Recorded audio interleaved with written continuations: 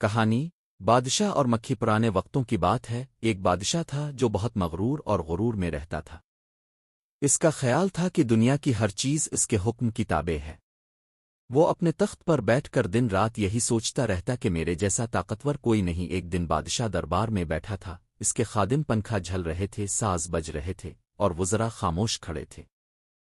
اتنے میں ایک چھوٹی سی مکھی آ کر بادشاہ کی ناک پر بیٹھ گئی۔ بادشاہ نے غصے میں آ کر ہاتھ مارا، مکھی الفاڑ گئی اور تھوڑی دیر بعد دوبارہ آ کر اس کے کان پر بیٹھ گئی۔ بادشاہ نے غصے سے کہا، یہ کیا گستاخی ہے؟ کیا میرے دربار میں بھی مجھے چین نہیں؟ اس نے سپاہیوں کو حکم دیا، اس مکھی کو پکڑو اور سزا دو۔ سپاہی دوڑے، پنکھے بند ہو گئے، سب مکھی کے پیچھے پیچھے بھاگنے لگے، لیکن مکھی تو مکھی تھی، نہ کسی کے ہاتھ آئی نہ کسی قید میں آئی۔ آخرکار بادشاہ شرمندہ ہو کر بیٹھ گیا۔ اس کے ایک عقلمند وزیر نے ادب سے کہا، جہاں پناہ، یہ اللہ کی طرف سے ایک پیغام ہے کہ جو خود کو سب کچھ سمجھتا ہے اسے ایک معمولی مکھی بھی عاجز کر سکتی ہے۔ بادشاہ کو سمجھ آ گئی۔